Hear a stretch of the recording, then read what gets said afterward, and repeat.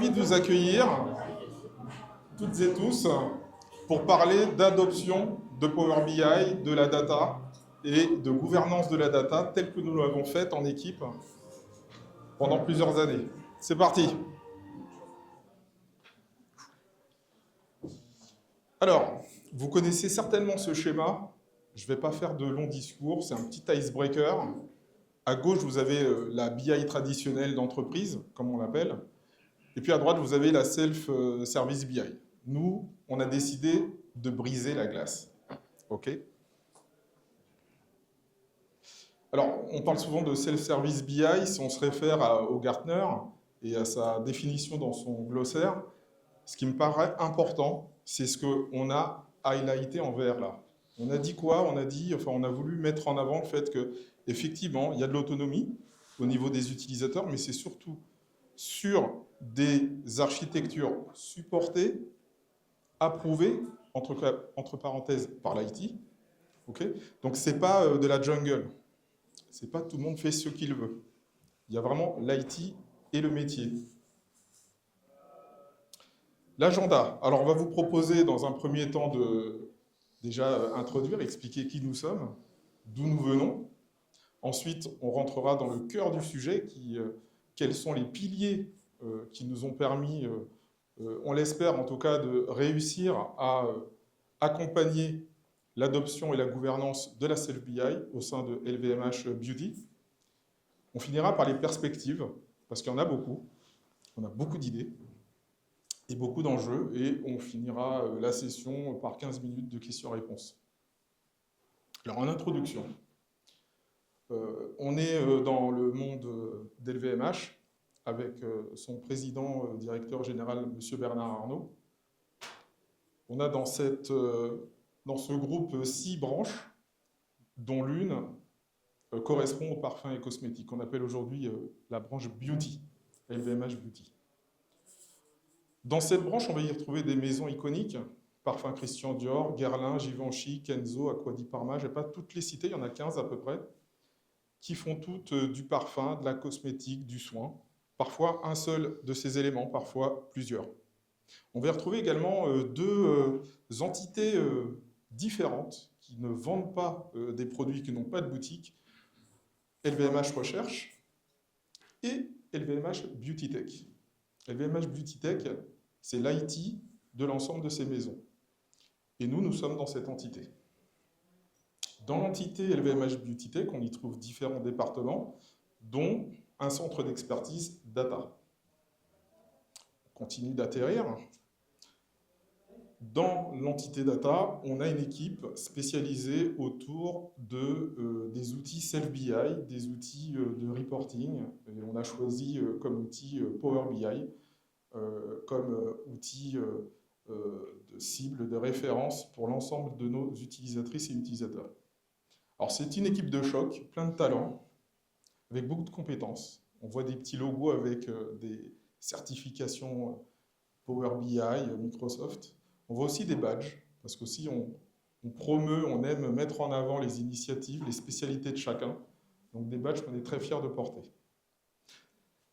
On va faire un focus sur, évidemment, notre partenaire Decideum, de cœur, j'ai envie de dire, qui nous accompagne depuis le début, même avant d'être sur Power BI. Je ne vais pas parler de toute l'historique, on était sur Click il y a très longtemps. Mais quelle que soit la technologie, ils ont toujours été là pour travailler en partenariat avec nous, pour contribuer à la réussite de nos projets. Alors, les speakers du jour. On a Nicolas. Donc, bonjour à tous, je m'appelle Nicolas et donc mon rôle au sein de la division Beauty Tech, c'est vraiment d'être responsable du support sur toute la partie DataVis. En gros, si vous avez un souci sur Power BI, c'est moi qui appelle. Et c'est moi qui vais gérer tous les tickets incidents. Enfin, qui va les redispatcher vers mon équipe plutôt. Merci Nicolas. On a également Charles. Bonjour, donc je suis Charles Naum, je suis l'architecte DataVis et monitoring. Donc je suis en charge de faire respecter la loi sur la plateforme. D'où le chapeau et d'où mon badge. Donc voilà, donc j'ai un peu plus de 20 ans d'expérience, à peu près 20 ans d'expérience sur la DataVis et voilà. Merci Charles, le shérif. Et du coup, on a une personne qui malheureusement n'est pas présente aujourd'hui, Laetitia. Je ne sais pas où tu es, Laetitia, mais si tu nous entends quelque part, tu n'es pas avec nous physiquement, mais on est avec toi en pensée. Et on pense très fort à toi. Et puis moi, j'ai la chance de travailler avec une équipe de rêve, une équipe vraiment, comme je l'appelle, la DataVis Dream Team, plein de talents. Et ces talents, en fait, moi, je les vois comme ça.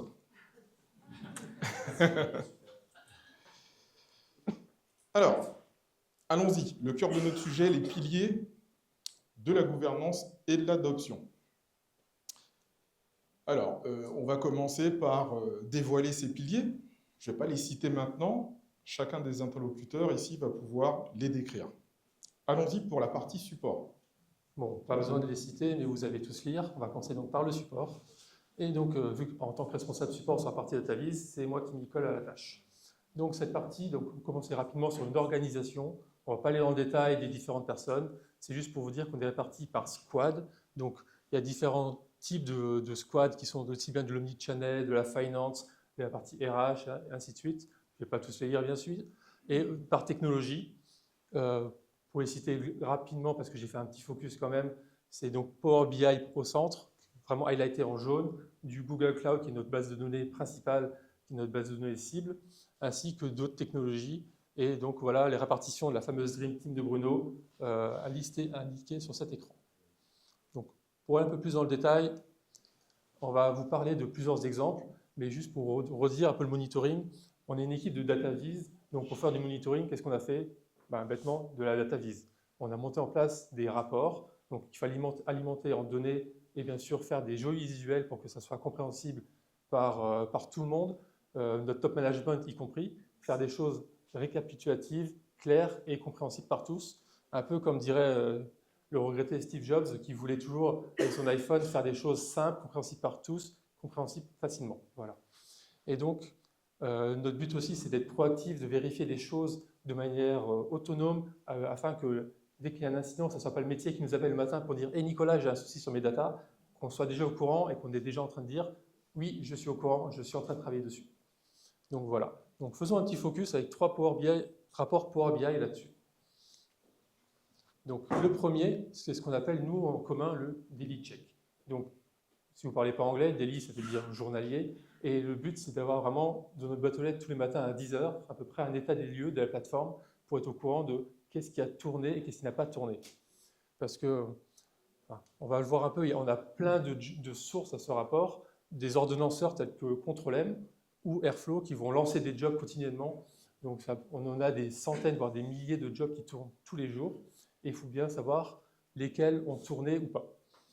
Donc il y a cela. Après, la partie technique, on a aussi du Power Automate en source ou même des emails qui sont reçus pour vérifier des boîtes aux lettres afin de vérifier si des emails automatiques ont bien été envoyés. On a aussi des tâches Windows et des Azure Handbooks. Après, vous allez me poser comme question pourquoi autant de technologie? Parce qu'en fait, Rome ne s'est pas construit un jour. Donc il y a beaucoup de choses qui ont été construites au fur et à mesure. À la terme, il n'en restera qu'un. Mais bon, on n'y est pas encore.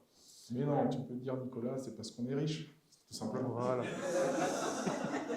Il faut bien trouver du boulot pour tout le monde. Voilà. Et en petit dernier, qui est très important, les API au sens large. Parce qu'en fait, qu'est-ce que je dis derrière les API? Ça cache beaucoup de choses derrière ces petits nuages. Parce qu'on va analyser tout l'état des lieux de nos Cube Analysis Services ou nos rapports Power BI pour savoir lesquels ont tourné, en combien de temps, est-ce que les temps augmentent, est-ce qu'il y a une régression, et vraiment avoir cette information du statut global de la plateforme. Donc, je vous ai vendu du rêve, je vais vous montrer à quoi ça ressemble. C'est un petit rapport découpé en deux. La partie du haut, c'est une version orientée application au sens large, parce que dans une application, il y a forcément un ou n jobs, et donc en dessous, on a la version détaillée par job pour vraiment voir lesquels ont tourné ou pas. Après, la couleur est simple à comprendre. En gros, c'est vert, on ne se pose pas de soucis, tout est bon. Orange, il peut avoir bientôt un souci, mais surtout, on fait un focus sur la partie rouge pour dire attention, il y a quelque chose qui n'est pas bon, il faut regarder. Et vu qu'on aime créer des incidents, ça va nous créer directement un ticket incident dans notre outil qui s'appelle ServiceNow. Donc comme ça, on va être au courant. Et chose importante aussi, c'est sur la droite, ce n'est pas forcément visible, on a identifié une personne de contact pour chaque job pour savoir qui va être amené à travailler dessus. Comme ça, c'est pas dire ah oui, c'est toi qui vas prendre. Non, c'est toi qui es désigné pour le faire. Si tu n'es pas en vacances, bien sûr, tu as un backup. Comme ça, il y a toujours quelqu'un, une solution de repli. Donc, chose importante pour la transition, on parlait de ServiceNow qui est notre outil de ticketing. Donc, deuxième chose que je vais vous montrer, c'était ce qu'on appelle le incident dashboard. C'est un rapport qui va nous montrer pour toute la société BeautyTech tous les tickets d'incidents qui ont été créés. Donc, en source, on a ce fameux ServiceNow qui liste tous les tickets. J'aurais dû indiquer ça, mais en ordre de grandeur, on a quasiment 5000 tickets par mois minimum. Donc, c'est énormément de choses à faire. On ne veut pas les traiter manuellement et surtout, deux points. Pas pour la partie traitement, mais surtout la partie comment les créer.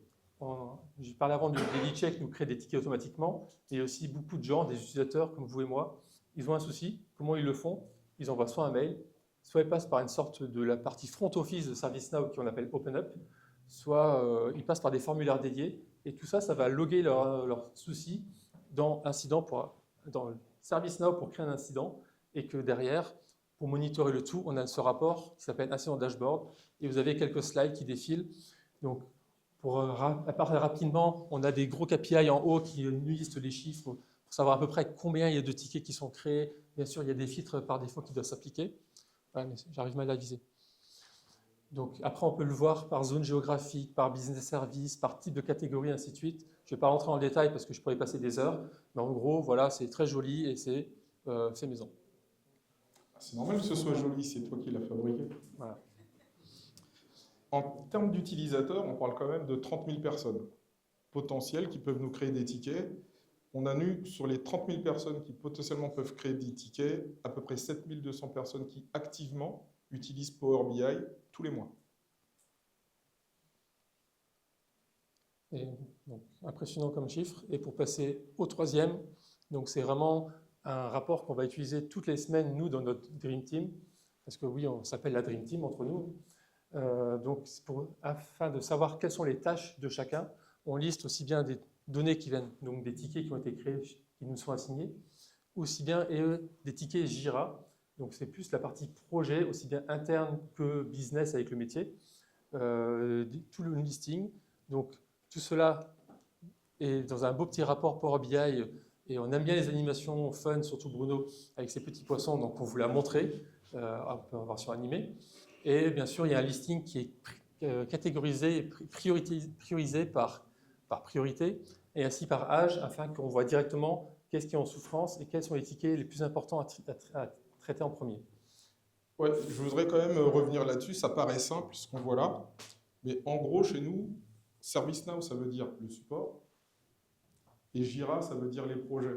Et on a des personnes, comme on l'a vu avant, qui sont dédiées projet, enfin dédiées support, d'autres dédiées projet, puis il y en a qui font un peu les deux parfois.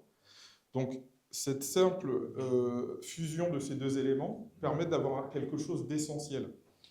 Dans le tableau qui est en bas à droite, vous avez les sujets sont priorisés automatiquement. Ça veut dire que chacun sait exactement dans quel ordre il doit traiter les sujets. Il y a la priorité, évidemment, il y a l'âge, il y a plusieurs critères qui rentrent en ligne de compte. Mais du coup, on ne se retrouve pas dans la situation où une personne va avoir 10 sujets à traiter, projet et support, et ne sait pas dans quel ordre il doit la traiter. Et voilà, et pour finir sur ce rapport, il faut savoir aussi que si la personne a perdu le lien du rapport, bien sûr, on lui envoie une copie toutes les semaines dans sa boîte aux lettres le lundi matin, comme ça il arrive au bureau et il sait directement quelle est sa to-do. Voilà. Donc ça finit ma partie, et donc je vais passer le micro à Bruno de nouveau, pour qu'il va nous parler de Data Community. Je te remercie. Donc, je vais représenter la communauté. C'est notre Laetitia qui est Data Community Manager et qui anime cette communauté qui est née en 2021. On a commencé en mars 2021 à faire des meet-up trimestriels. On n'en a pas loupé un seul. Et ça fait des petits depuis. Donc on fait en plus de Power BI, on en fait également sur la data science, maintenant et également sur une autre technologie dans le périmètre de la data qu'on appelle Anaplan. Donc il y a des meet-up, on rencontre nos utilisateurs. Chaque meet-up, c'est toute une aventure. Hein. Matin, midi, alors matin, 14h, et puis soir, pour avoir toutes les zones géographiques. On est une entreprise internationale. Et voilà, dans les flops, on va dire on est à 150 personnes et dans les tops, on est plutôt à 500 personnes qui nous suivent sur chaque journée de meet-up. À part ces meet-up, qu'est-ce qu'on fait? Alors, on y parle de technologie un petit peu, les nouveautés Power BI, on fait passer aussi des messages. Tiens, voilà ce que l'IT a délivré. Et puis, voilà les recommandations, ce qu'il faut faire, ce qu'il faut éviter de faire, etc. Okay. On a notre partenaire éditeur Microsoft qui nous accompagne systématiquement depuis quasiment 1 an et qui apporte du crédit au discours, notamment sur les nouveautés et les roadmaps qui arrivent dans le produit Power BI. Comme on l'a dit avant, hein, 5200 personnes, ça ne s'est pas fait en une fois. Si je remonte à ne serait-ce qu'il y a 3 ans, on avait à peine le tiers de ce chiffre. Donc vraiment, la courbe augmente de manière assez vertigineuse. Il y a vraiment un déploiement de plus en plus d'implications transverses, worldwide, et du coup, ce qui pose d'autres problématiques qu'on ne va pas forcément citer ici, mais comment on fait un support follow the sun? Comment on fait un support qui marche avec de la qualité en France, en Asie, aux États-Unis, avec la même qualité de service? Alors nous, on dort la nuit, hein, je vous rassure. Donc on a besoin de trouver des relais et une organisation qui permet d'accompagner ce support et ce nombre important d'utilisateurs. Alors, je reviens juste en arrière, on a parlé des meet-up, mais on ne fait pas que ça. Comme on veut garder une communication constante avec nos utilisateurs pour l'adoption, justement, accompagner cette adoption, toutes les semaines, on fait un petit post sur un Teams particulier où on va parler, pareil, d'une nouveauté, d'une bonne pratique, et puis des choses très simples. Par exemple, comment on crée un ticket? Quels sont les moyens de créer un ticket de support quand on a un souci sur une application? Comment est-ce qu'on demande un accès aux applis? Chez nous, c'est très processé. Et comme la population change beaucoup, il y a parfois du turnover, des nouveaux, ben on ressasse ces messages assez régulièrement. Pas que sur Power BI. Hein, pendant 2 semaines, on va communiquer sur Power BI, la 3e semaine sur Anaplan, la 4e sur la Data Science, et la 5e, c'est la petite piqûre de rappel sur support ou autre sujet. On va parler maintenant du 3e pilier.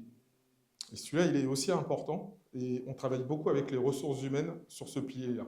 Tout ce qui tourne autour de la formation, on l'appelle la Data Academy. La Data Academy, c'est quoi? En gros, c'est une offre qui permet de se former à la technologie suivant 3 modalités différentes. La première, elle est autour de training assez classique. Il faut savoir qu'un training Power BI, c'est à peu près, en général, 3 jours. Et on passe 3 jours, après ces 3 jours, 3 ou 4 jours, on est autonome pour travailler sur cet outil-là. Nous, clairement, 95% de nos métiers n'ont pas ce temps-là à consacrer. Ce n'est pas leur corps de métier. Donc nous, on a travaillé à faire un format un peu concentré du best-of de ces 3 jours. On va expliquer après ce que c'est. Comme nos utilisateurs sont dans le luxe, ils veulent aussi un service de luxe, donc on a dû trouver un autre moyen aussi de monter en compétences qui est complètement différent. Power BI Training, j'apprends à utiliser l'outil Power BI.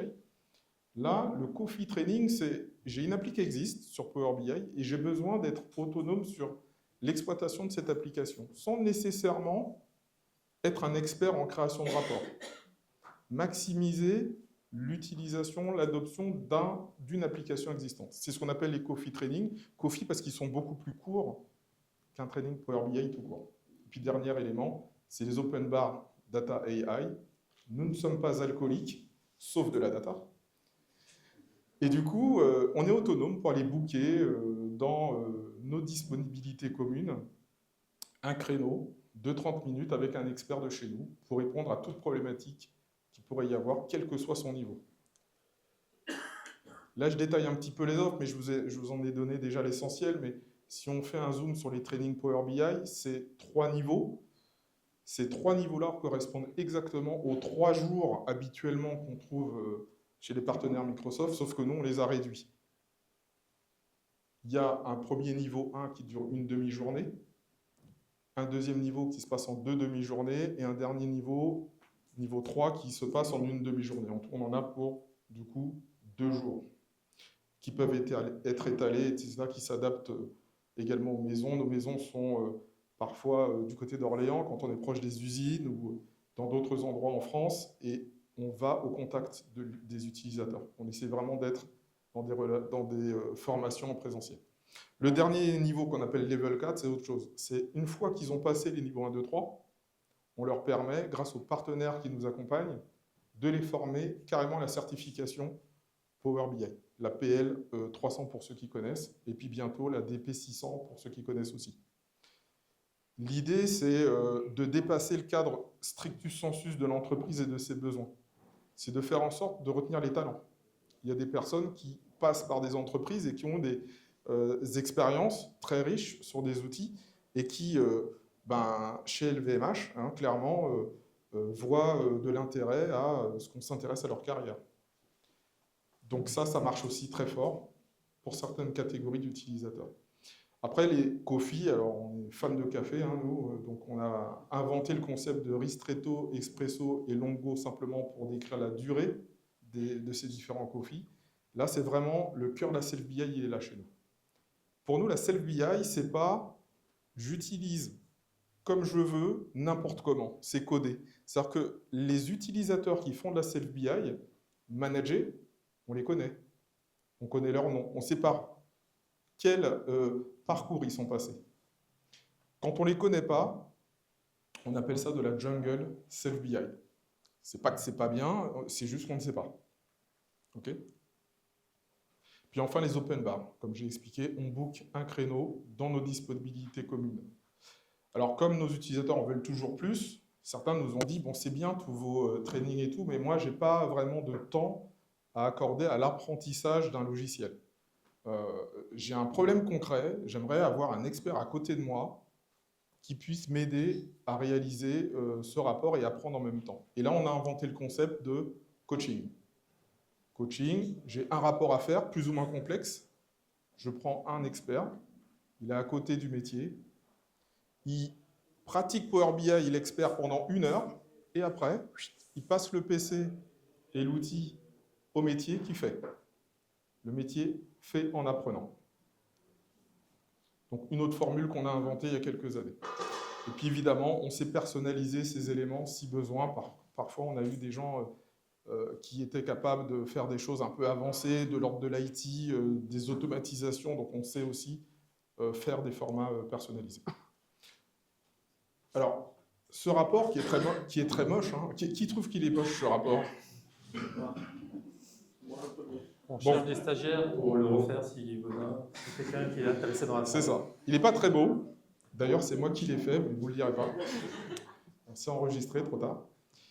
Mais ce qui est important, c'est le chiffre qu'on y voit, c'est le nombre de personnes que nous avons formées sur les 3 dernières années, aux différents niveaux 1, 2, 3, 4 dont on a parlé. Donc c'est quand même 245 personnes qu'on a vues, qu'on a accompagnées sur les différents niveaux. C'est toutes les maisons LVMH Beauty, sans aucune distinction géographique ou autre. Parfois des formats en distanciel.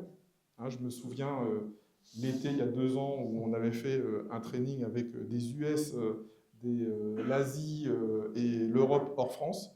Donc c'est toujours le même format, je dirais du contenu, mais avec une adaptation, une agilité dont a su faire preuve l'équipe. On va passer maintenant au dernier pilier, le pilier du shérif, on l'appelle. On va passer aux choses sérieuses. Allô? C'est bon? Parfait. C'est bien beau de faire des rapports, mais pour cela, il faut quand même mettre en place une infrastructure, architecture solide. Là, c'est une architecture, on va dire, high level, un peu synthétique, qui présente un petit peu comment sont hostées nos capacités. Donc, on a des utilisateurs partout dans le monde, que ce soit en Amérique, en Europe, en China et en APAC. Donc, on a plusieurs capacités en Amérique, beaucoup en Europe, pareil pour l'APAC et pour China. D'accord? Donc, c'est des capacités qui sont différentes tailles, pour des usages très différents. D'accord? Et donc, tout cela fait que nous avons énormément de modèles de données, énormément de sémantique modèles, de rapports, de workspace, et ce qui fait que nous avons un trafic extrêmement intense en termes de entre la mer centrale et la PAC. Donc tout cela fait qu'aujourd'hui, nous avons besoin de monitorer, donc de regarder tous les jours comment ça fonctionne, d'être proactif afin d'aider au mieux les utilisateurs à pouvoir naviguer, travailler et prendre des décisions de façon très très rapide, très favorable. Tout à fait. Merci monsieur. Alors, next. Donc là en fait c'est un PPT qui montre comment dirais-je, différents outils de monitoring que nous utilisons. Donc là, on en a mis quelques-uns, 9 sur 25. Donc on a énormément d'outils qui nous permettent de monitorer tous les jours notre plateforme. Alors, j'aime bien celui-là. C'est l'outil de monitoring de la Database Patrol. Donc il y a une patrouille, on l'appelle une patrouille. On est 4 ou 5, je crois, et on est en charge d'aller investiguer quand il y a un problème au niveau de la plateforme, d'aller investiguer, d'aller voir les utilisateurs, de poser des questions afin de les aider à optimiser au mieux leur rapport, leur dataset. Nous avons d'autres types d'outils, tels que celui-ci, Gateway Monitoring, qui est un outil qui nous permet d'analyser en fait le trafic entre les données sources et les Power BI. D'accord, donc c'est un outil qui permet qui récupère les données qui transitent via la gateway. Donc c'est un ensemble d'outils, pour certains qui ont été développés en interne, pour d'autres qui ont été repris de chez l'éditeur, tels que le Capacity Fabric Metric, qui nous permet d'analyser les problèmes liés à nos capacités. Donc là, nous avons juste quelques-uns qui montrent un petit peu notre... Oui, tout à fait. Alors évidemment, on n'a pas utilisé ces outils Day One, on les a utilisés au fur et à mesure. Des outils custom, des outils aussi qu'on a simplement configurés. Il y a un aspect qui me paraît important de communiquer en termes de retour d'expérience sur tout ce que nous avons développé, c'est le fait d'avoir une communication avec l'éditeur très courante, nous permet de nous assurer qu'on n'est pas en train de développer quelque chose qui va se retrouver dans le produit. Donc ça, j'incite tous ceux qui ont des relations avec les éditeurs de logiciels à ne pas hésiter à les rencontrer pour partager vos difficultés, afin que parfois, ils peuvent parfois prendre en compte aussi des éléments pour éviter que vous ayez à passer du temps en R&D dans une solution qui pourra maintenir et autres, si ça vient dans le produit. Alors Bruno, tu vas en profiter pour nous parler un petit peu du SRAC. C'est quoi le SRAC? C'est quand on a le track, non? C'est pas ça, c'est autre chose. Alors le SRAC, c'est notre jargon. C'est un peu pompeux, hein. C'est Solution Review and Alignment Committee. C'est un mois de juillet, j'étais hyper inspiré. Il faut juste traduire ça par contrôle technique. Ça parle mieux à tout le monde. C'est ça en fait. On veut vérifier la qualité des applications qu'on met en œuvre. Okay? Et puis, comme on dit dans le slogan, nous, la qualité, ce n'est pas une option. Tout à fait, ça me rappelle à mes débuts, donc il y a 2-3 ans, quand Bruno m'a recruté, il me dit, écoute Charles, tu sais, on a beaucoup d'outils, on fait du monitoring, c'est pas mal, il faut continuer. Mais par contre, on n'a pas de comité avant MEP pour avoir contrôlé ce qui se met en production. Et à ce moment-là, il m'a dit, écoute Charles, il faut qu'on travaille dessus. Il faut qu'on travaille sur la gouvernance, parce que comme vous le savez, nous avons des développeurs qui sont en Europe, en Asie, qui sont partout, avec un niveau de seniorité différent, des juniors, des stagiaires, etc. Et donc, on n'a pas forcément la maîtrise de ce qui se déploie sur la plateforme Power BI. Alors, le SRAC, c'est quoi? Le SRAC, c'est 76 points de contrôle. D'accord, 76 points de contrôle. Répartis en 7 catégories, donc erreur de frappe, sur cette catégorie. Dans cette catégorie, il y a une partie architecture, où on pose des questions de type architecture. Par exemple, on va aller regarder le modèle de données, on va regarder le typage des données, on va regarder la taille du modèle, on va regarder le mode de rafraîchissement, etc. Il y a des questions de type, on va dire, du report, c'est-à-dire, chez nous, un rapport doit s'ouvrir en moins de 3 secondes. Un rapport qui fait 4 secondes n'est pas autorisé qu'il passe en production. Voilà. Bon. Et cela, c'est durant ce comité-là, avant prod, qu'on check tous ces points-là pour valider est-ce que cette personne-là, elle peut passer en prod. Est-ce que plutôt ce projet-là peut passer en production. Donc, après, à la fin du SRAC, il y a 3 statuts possibles. Le premier statut, c'est Go. Donc, le projet a respecté tous les indicateurs, a respecté les 76 points de contrôle. Et donc, à ce moment-là, il peut passer en production et il est certifié. Donc, il peut passer en production. On a un deuxième statut qui est Go is to do. En gros, le projet peut passer en production, mais il y a un certain nombre de points qu'il faudra revoir. Et le dernier point, Bruno, c'est le retrait de permis. Donc là, on n'a pas le droit de rouler, on a un danger public et on ne veut pas impacter l'ensemble de la plateforme, et c'est le no-go. 2 petites précisions. Quand on a un go, ça se traduit comment aussi? C'est sur Power BI, pour ceux qui connaissent, il y a ce qu'on appelle le fait de promouvoir, de certifier des rapports. Donc il y a le promoted et le certified. Donc nous, c'est ce qu'on applique. On fait en sorte qu'il n'y ait que l'IT qui puisse utiliser ce tagging qu'on peut faire sur les rapports. Et du coup, les gens qui font de la self-BI le voient et savent que ce sont des rapports de confiance. Un autre élément, c'est que dans les 76 points de contrôle, c'est mieux si on avait 1 sur 20, mais ce n'est pas obligatoire. En fait, il y a des points de contrôle qui sont rédhibitoires et d'autres non.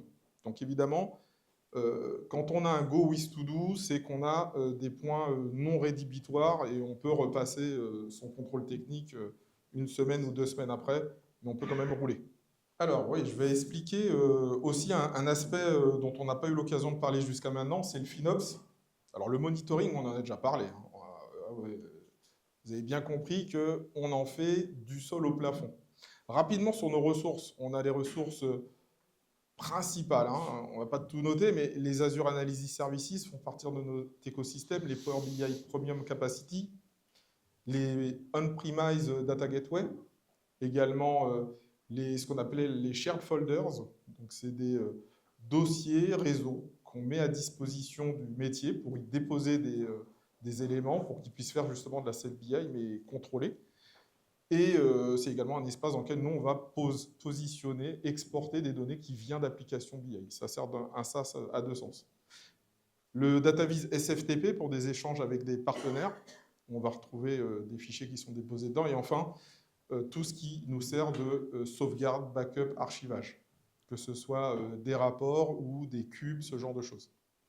Donc tout est monitoré. Il n'y a pas quelque chose qui n'est pas monitoré avec un outil automatique et une alerte qui vient vers nous quand quelque chose ne va pas. Sur la partie FinOps, bon, plus on a mis des dollars, plus on fait des économies. C'est comme ça qu'il faut le lire. Donc on est ultra optimisé sur le Azure Analysis Services, par exemple, mais vraiment ultra optimisé. C'est-à-dire qu'on éteint les machines, ou partout où vous avez 3 $, c'est qu'on éteint les machines, évidemment, soir et week-end. On baisse aussi la taille de certains éléments, on fait du scale down. On adapte vraiment la taille des ressources en fonction des usages réels. Du coup, ça nous... Pardon ? Je pensais qu'on était riche. Mais pour rester riche, il faut surveiller ses économies, justement. Et c'est ce que nous faisons. Et enfin, il y a des endroits où il va falloir qu'on progresse quand même. Par exemple, les data gateways, c'est des machines qui sont allumées assez souvent. Là, il faut qu'on trouve des axes et éventuellement d'optimisation dans le futur. Sur la partie Green IT, on y est aussi très attaché. On a également des zones, des endroits où on est vraiment très dans le respect, j'ai envie de dire, d'éviter le gâchis, je dirais, d'éviter la surconsommation des ressources. Et du coup, là aussi, il y a des endroits, des territoires où on est très bon et d'autres où on a des progressions à faire. Mais ce sont des éléments que l'on capte avec vraiment des KPI et qui feront l'objet de rapports qui seront communiqués aux entités RSE de notre entreprise. Alors, on en a fini sur les 4 piliers. C'est déjà fini, disons, ça va très vite. On va passer maintenant, du coup, à la partie... les perspectives. Les perspectives, qu'est-ce qu'on voit dans le futur? Alors, je crois que monsieur ne veut pas voir les perspectives. Non, je rigole. Alors, dans la self-BI, comme vous avez compris, il y a la partie manager. On comprend ce qui se passe, on accompagne les métiers, on sait ce qu'ils font, c'est sous contrôle, ça va bien. Mais il y a une partie qui est un peu plus obscure. Quand on a un métier qui, pour des raisons très légitimes, va faire son propre reporting sur ses propres données, on lui met un espace où on va pouvoir s'assurer qu'il ne le fait pas n'importe où, mais néanmoins, on a besoin de découvrir un peu mieux ce qui s'y passe. Nous, on s'est beaucoup concentré ces dernières années sur les aspects gouvernés par l'IT. Sur cet aspect-là, self, on le connaît un peu moins. Donc, il va falloir qu'on aille dedans parce qu'on a remarqué que certains utilisateurs très créatifs faisaient des super reports, mais au-delà, les partageaient avec un grand nombre de personnes. Donc, dès qu'on partage avec un grand nombre de personnes, je parle de milliers de personnes, ça doit susciter quand même l'intérêt de l'IT. Et c'est là où on va aller regarder. Est-ce légitime? Est-ce qu'il y a des problématiques de sécurité? Est-ce que c'est sous contrôle, etc., etc. Un deuxième élément, c'est pour continuer dans la détection proactive d'anomalies. On a vu qu'on avait plein de choses autour de ça, mais il y a quand même deux éléments qu'on ne fait pas. Par exemple, on a parlé tout à l'heure dans le contrôle technique, on vérifie que l'application, elle s'affiche, le rapport s'affiche en 3 secondes. Bon, très bien. Mais qu'est-ce qui se passe dans 1 an, dans 3 ans? Parce que ces applications, comme elles sont très jolies, comme on les fait bien, ben, elles durent longtemps. Eh bien, justement, on va travailler à mettre en place des sondes qui vont nous permettre de regarder régulièrement le temps de réponse de ces rapports et nous amener une alerte si jamais on dépassait justement ces seuils, automatiquement. Il y a un autre élément aussi important et qui est assez souvent négligé parfois. On parle beaucoup de data quality management et c'est un sujet vaste, mais il y a aussi des choses très simples. C'est intuitivement un métier sait. Si je prends par exemple les stocks que je connais très bien, je ne vous dirai pas combien de millions de stocks, j'ai déjà dit trop d'éléments, certaines maisons ont à date, mais c'est des éléments où ils savent exactement quelle est la valorisation de l'ensemble de leur stock. Et du coup, on peut très bien se dire, tiens, si on met une alerte sur cette valeur-là, qui doit être entre X et Y, si c'est en dessous ou si c'est au-dessus, a priori, il y a un problème. Eh bien, le a priori, il y a un problème, c'est aussi une sonde qu'on souhaite mettre pour pouvoir proactivement, côté IT, recevoir cette information et aller analyser. Est-ce que c'est normal ou pas? Communiquer vis-à-vis du métier, avec les experts. Est-ce qu'on a un problème? Parce que là, ce n'est pas un problème de chargement de données. On l'aurait vu dans les rapports qu'on a déjà. Là, c'est un problème qui peut venir d'autres choses. Une donnée incomplète, une donnée erronée, mais qui ne remonte pas en bug d'un point de vue chargement. Puis enfin, le rêve, c'est vraiment le côté préventif et prédictif, j'ai envie de dire, c'est-à-dire une fois qu'on a analysé tous les temps, typiquement les proactive detection, une fois qu'on a une quantité d'informations là-dessus, c'est d'être en capacité, peut-être avec l'IA, on verra, d'avoir des choses prédictives là-dessus. D'aller regarder proactivement, par exemple, qu'un temps de chargement qui prend aujourd'hui 1 heure, et puis qui prend dans 1 an 1h30, ben, peut-être qu'il faut le voir augmenter petit à petit et pareil, avoir une action d'analyse, un ticket qui serait créé pour que les équipes aillent regarder est-ce que c'est normal. On remarque d'ailleurs à ce titre que les problématiques les plus difficiles qu'on a à résoudre, c'est quand on a un phénomène comme ça qui se dégrade petit à petit, est détecté plutôt par le métier, mais existe depuis longtemps. Et à ce moment-là, quand il vient dans l'IT, côté IT, c'est très rare qu'on arrive à le corriger rapidement, parce que le phénomène existe depuis très longtemps. Donc l'idée, c'est d'aller chercher aussi ces éléments-là grâce à du préventif et du prédictif. Donc voilà un peu les perspectives qui nous attendent, tout un programme pour les prochaines années. Voilà, je vous propose qu'on passe maintenant à la partie questions-réponses.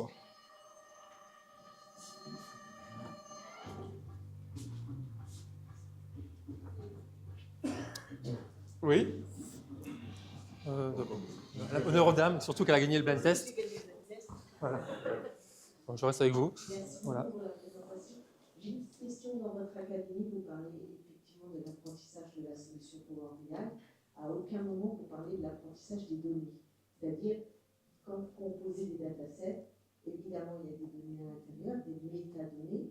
À quel moment les utilisateurs apprennent à connaître quelles métadonnées il faut utiliser pour s'assurer que derrière que le rapport Power BI qu'ils vont construire correspond aux attentes et correspond à leurs besoins.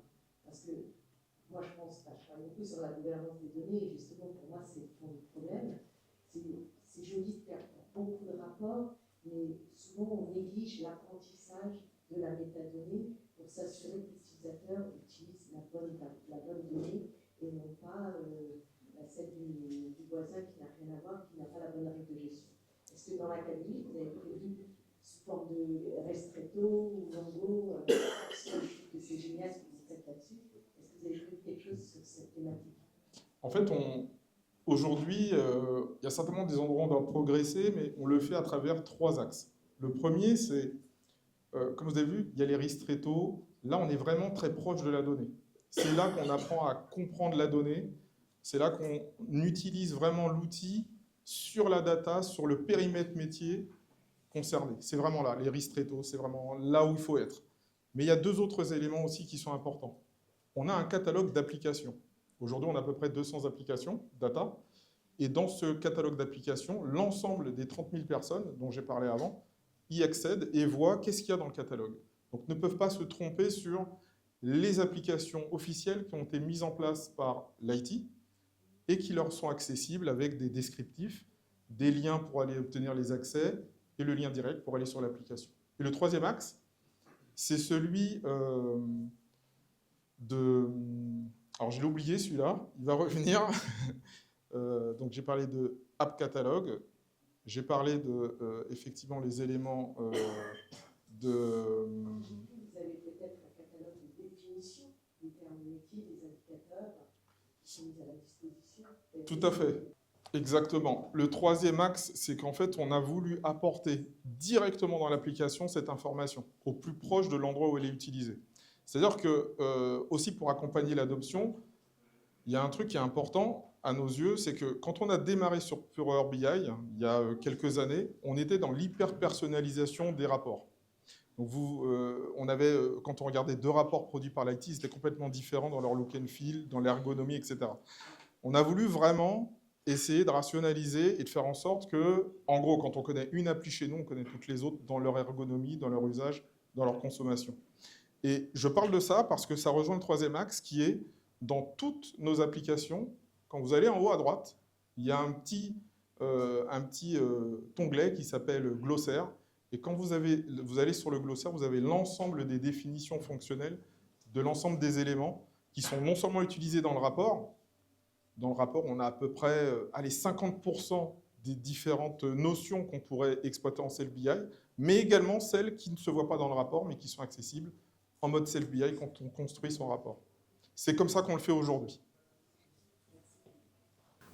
Franchement, c'était déjà partiellement répondu, mais de manière très pragmatique, comment est-ce qu'un métier peut rapidement interroger les indicateurs et les tableaux de bord existants pour éviter de créer un énième doublon ou avoir une notion ambiguë qui serait très proche, alors qu'une existante pourrait couvrir son besoin?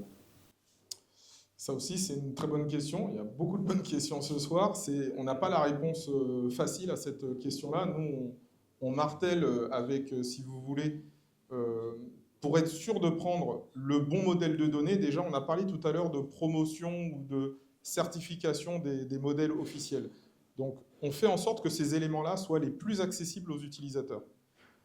On essaye d'instaurer, notamment via nos meet-up, la culture d'aller regarder dans le catalogue des applications. Faites attention quand vous consommez un rapport, vérifiez qu'il y a bien le petit icône qui dit « c'est certifié ». Donc, c'est en accompagnant les utilisateurs de cette manière-là. C'est comme ça qu'on le fait aujourd'hui. Pour l'académie, est-ce que les utilisateurs ils peuvent prendre un café avant de faire le niveau 1, 2, 3 Même pendant. Ou même aller au bar. Exactement, c'est complètement flexible. On peut aller prendre un café sans avoir fait les trainings avant. On peut faire un training avant, on peut prendre un open bar. Il y a des gens qu'on a vu prendre des open bars, ils adorent ça, ils font que ça. Et on les voit souvent, parce qu'on ne vous montre pas tout ce qu'on a. On a aussi des reportings sur qui on voit dans les open bars. Ben, c'est souvent les mêmes, parce que visiblement, le bar doit être bon. Pour info, j'ai 2 open bars prévus demain. Donc les utilisateurs, en plus, ils prévoient, c'est comme, ils simplifient pour, comment dire, pour simplifier, pour prendre un rendez-vous dans l'agenda de quelqu'un, ils ne connaissent pas les noms directement. Donc ils disent soit le premier de la liste, le premier disponible, soit ils ont leur chouchou, et parfois moi, et ils bookent un open bar après dans nos disponibilités communes. Voilà. Pour prolonger la question, les open bars, vous avez des limites, c'est-à-dire qu'un consommateur qui viendrait trop souvent, on aiguille vers cette information. Alors on considère que comme il n'y a pas de problème d'alcoolisme, au contraire, on se dit tiens, là, c'est pas un mal, c'est pour apprendre la technologie. On regarde quand même, chaque mois on fait le point sur l'ensemble des sujets de support et on regarde justement une stat importante pour nous, c'est comment croît le nombre de personnes qui font des open bars, de quelles maisons, parce qu'on a plein de maisons, parce qu'on veut une certaine équité. Mais du coup, le seul cas qui me vient à l'esprit, une personne vraiment qui en bookait beaucoup, on lui a expliqué que là, il y avait peut-être besoin de prendre une formation qui serait peut-être plus efficace. Et effectivement, l'objectif n'est pas de faire du shadow IT ou de faire des projets à la place d'eux, c'est vraiment le coup de main, débloquer, quel que soit son niveau. Donc, on fait passer les messages et on essaie de réorienter quand on voit qu'il y a des abus, mais c'est assez rare. Alors, j'ai 2 questions en une. Est-ce que vous empêchez de fabriquer du report avec de la data qui ne serait pas disponible dans un dataset? Aujourd'hui, non. Et à mon sens, moi, j'ai presque un quart de siècle d'expérience dans la data et la BI et plein de technologies. J'ai bossé dans plein de sociétés de software et tout. Je pense que c'est impossible aujourd'hui de bloquer complètement. Donc, nous, on a plutôt eu une stratégie qui était de dire, on préfère vous mettre un bac à sable qui est là, vous pouvez jouer dedans, mais on sait que nous, côté IT, on aura la capacité d'auditer ce qui s'y passe et éventuellement de réagir en cas de problème. Donc, la réponse est non, on ne bloque pas. On leur dit plutôt, si vous voulez jouer avec vos propres données, il faut aller jouer dans un bac à sable qui s'appelle Self-BI. Et la question suivante, c'est un peu lié toujours. Vous parlez de certification, donc très bien, vous avez des tags qui disent voilà, ça c'est certifié, on garantit que les données qui sont ici sont surveillées et que la qualité est bonne. Qu'est-ce qui n'est pas certifié dans ce cas-là? Ce qui n'est pas certifié, déjà, c'est typiquement un utilisateur qui ferait son propre rapport Self-BI dans son espace Self-BI et le partagerait avec ses collègues. Ben, lui ne serait pas certifié. Donc là, il sous-entend que potentiellement, on est en train de prendre des décisions qui ne sont pas sur des données assermentées. Vous avez défini les populations qui ont le droit de partager et d'autres qui n'ont pas le droit? Oui, on a des populations qui peuvent partager, sont celles qui ont fait un minimum de formation. On a vérifié qu'elles avaient le niveau pour comprendre ce que ça signifiait de partager. Et en fait, on a vu tout à l'heure des trainings niveau 1, 2, 3. En fait, ce qu'on fait, c'est pour éviter d'avoir à toute la boîte et les 7200 personnes à former. On aimerait bien, mais on n'est pas un organisme de formation. On a fait des tests, en fait, à chacun des niveaux. Et ce qu'on permet, c'est de dire, OK, tu veux partager, pour nous, partager, c'est un level 3. On lui fait passer le test level 3. S'il il atteint la note qui va bien, là, on lui donne le droit de partager. Mais c'est une condition avant de pouvoir partager. Bonsoir. Ma question, comment vous facturez l'accès à Power BI aujourd'hui? Cher. Ça répond à la question, non. En fait, nos règles chez LVMH Beauty Tech, elles sont propres c'est le contrôle de gestion qui les définit. Il y a des clés de répartition en fonction des maisons, on prend en compte leur chiffre d'affaires, la taille des entreprises, etc., etc. On ne le fait pas aujourd'hui par rapport à l'usage. On pourrait le faire, on a tous les éléments, mais ce n'est pas comme ça qu'on fait. Et d'ailleurs, c'est rigolo parce que des petites maisons avec un nombre limité d'utilisateurs, parfois, utilisent beaucoup plus en termes de cost d'usage Power BI que des maisons beaucoup plus grosses. Donc, aujourd'hui, ça ne se passe pas comme ça. C'est plus, en gros, en lien avec le CA et la taille des équipes. Moi, j'ai une question par rapport au SRAC, le fameux contrôle public. Cette méthode de contrôle, elle prend combien de temps à peu près? Et quand c'est un euro, est-ce que vous apportez des solutions ou ça tombe à l'eau? C'est quoi la suite? Alors, le SRAC, elle dure 45 minutes. D'accord. Et durant le SRAC, on regarde tous les points de contrôle. Et quand il y en a quelques-uns qui qui ne correspondent pas, en tout cas qui ne respectent pas les règles définies, ils ne passent pas en production.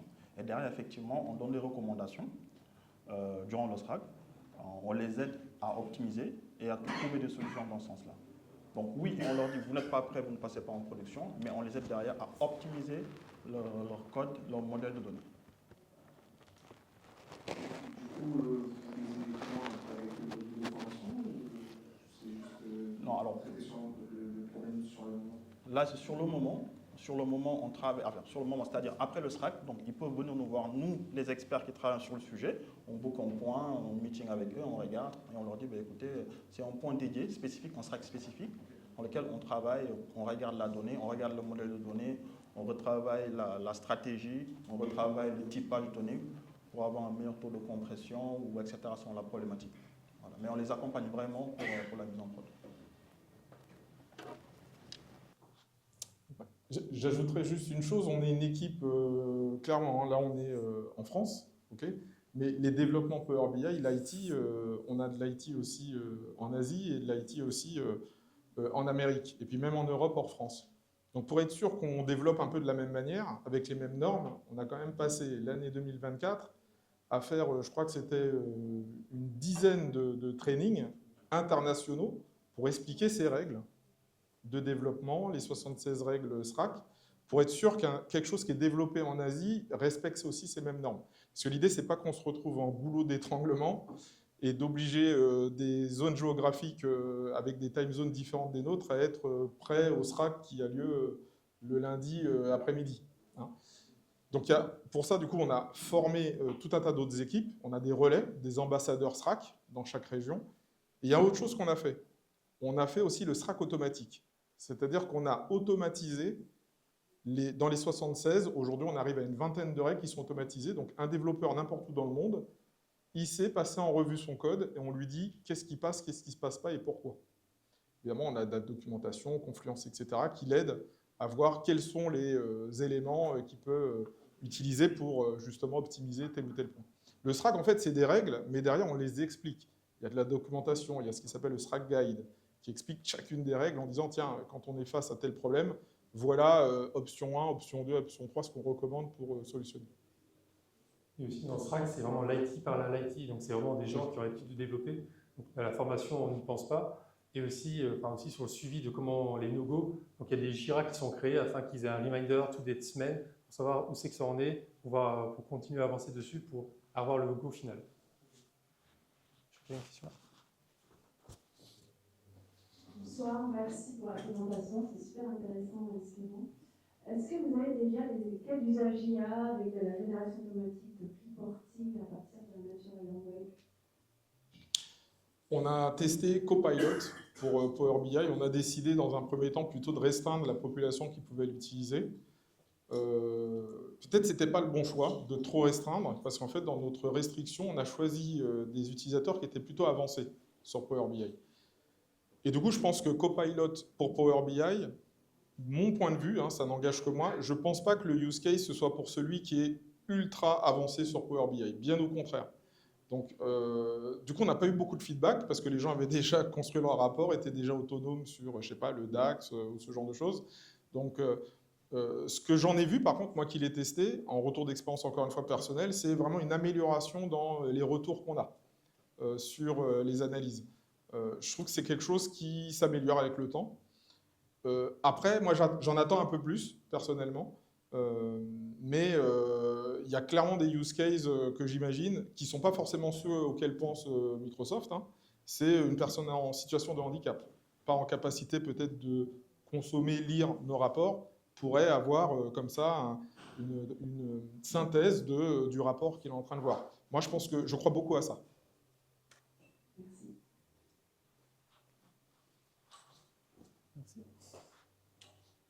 On a fini. Le mot de la fin? C'est pour moi, c'est ça. Je pense que les questions, vous en avez eu un certain nombre, tant mieux.